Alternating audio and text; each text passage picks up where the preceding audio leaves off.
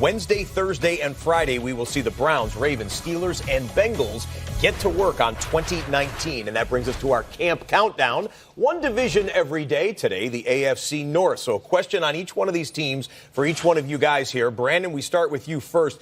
Do you expect a drop-off after the exodus of talent out of Pittsburgh, an offensive drop-off for the Steelers? Absolutely, for a couple of reasons. Number one, you don't lose a guy like Antonio Brown and not replace the productivity that he gave you and get better the next season. You talk about a guy that had 1,300 yards, 15 touchdowns. And I know a lot of people like Juju Smith-Schuster. I like Juju Smith-Schuster as well. I think he's a great receiver. But let's be honest, without Antonio Brown and the attention that he commanded all year, I don't think Juju Smith-Schuster's numbers would have been the same. So now that he's number one, we'll see what he does.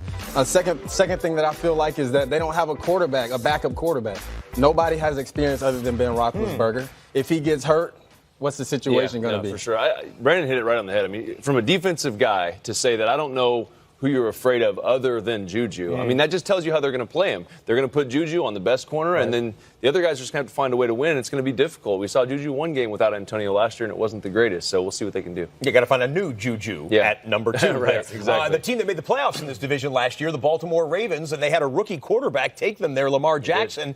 Do you expect he needs to make some adjustments here in year 2? Well, of course, because the defensive coordinators that face him are going to make a ton of adjustments. They're going to stay up all night trying to devise a way to stop him. When you look at the film, you can see some inconsistencies. You can see the plays that he makes that are fantastic, right? A lot of single high safety. It's what you're going to get. You can affect the linebackers with play action. They're going to utilize a lot of that with Greg Roman. What you got to do is you have to make throws in this league to be a consistent quarterback to win football games. This is a great throw. From the pocket, guy in his face, dropped it over. That's a really nice throw to the tight end. They're going to utilize a lot of that, right? But some of the things that he missed some of the same type of throws. He missed some deep balls like that where they had one-on-one, they had shots down the field off play action, and they didn't hit him. So he's got to be more consistent from that aspect because he's going to get a lot of opportunities to throw the football. There's going to be a guys loaded up in the box trying to stop him and Greg Roman's running game with Ingram. So if he can make throws consistently, they're going to be okay. Oh, the dual threat and the dual threat there. Yeah.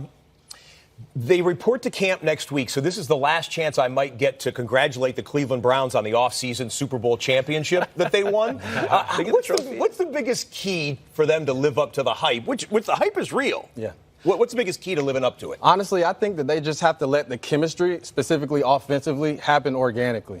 Right? They literally have star power at every position offensively. You talk about OBJ, Landry, Chubb, Baker, everywhere.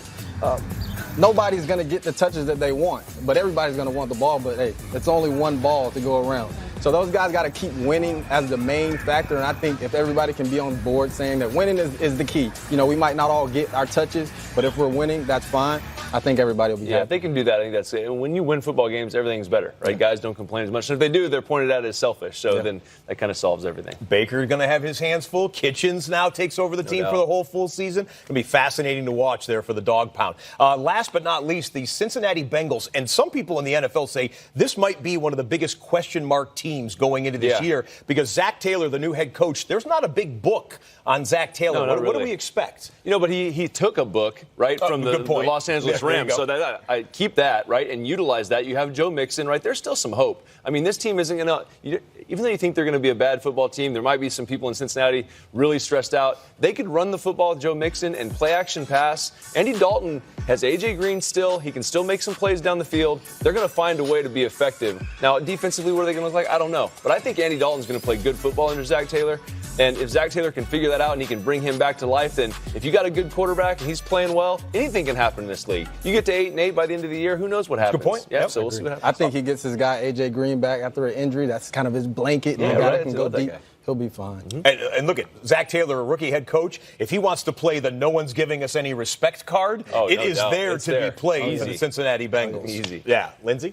AFC North boasts one of the 6 Conference USA players drafted last year, Jalen Ferguson, the linebacker for the Ravens out of Louisiana Tech, where Skip Holtz is heading into his 7th season as head coach, first season in which his games will be appearing on NFL Network. It's part of a new broadcast deal for the conference that we're pretty excited about around here.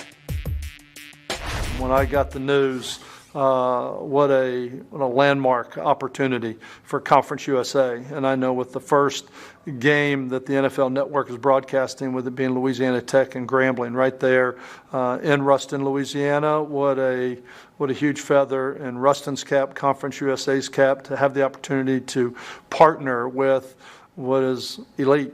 I mean, it's the top, it's the best, and that's what the NFL stands for. When you look at the game of football, there's nobody that does it better anywhere in the world. And to know that this is a network that's been dedicated to the best people that have ever played this football game, and that this partnership is going on, I think it's huge and something that we're excited and honored to be part of. September 7th, the date of that La Tech Grambling game at 3:30 Eastern. That is the scheduled time for all 10 of the Conference USA games that will air on NFL Network. Among the other teams that you will see, UAB, which won the conference last year, and FAU, led by former Raiders coach Lane Kiffin. It's a who's who of active